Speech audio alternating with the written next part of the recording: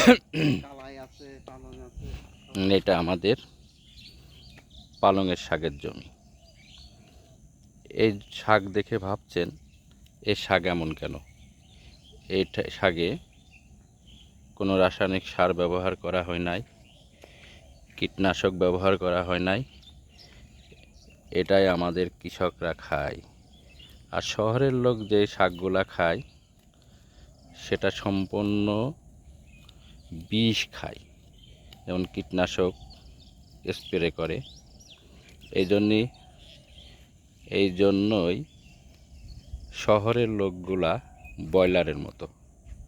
সামান্য একটু গরম হলেই, সামান্য কালাই একটু কালাই ওই যে কবিটার নাম মনে হচ্ছে না, শহরের লোক এমন যে বলছে একটুখানি বাতাস হলে ঘর নড়বড় করে, ঠিক তেমনি শহরের লোকগুলা সামান্য একটু ব্রয়লারের মতোই ফুলা, দেখতে সুন্দর, কিন্তু একটু কিছু হলেই ওরা শেষ।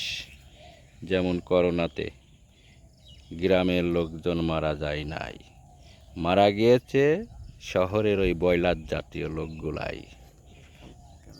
দেখেন, এটা এক সম্পূর্ণ ন্যাচারাল, কীটনাশক মুক্ত, পুষ্টিকর। এর ভিতরে কোনো কীটনাশক নাই, রাসায়নিক সার দেওয়া নাই। এই জন্যই দেখতে এমন লাগছে। এটা হচ্ছে কালাই ক্ষেত। এই কলাই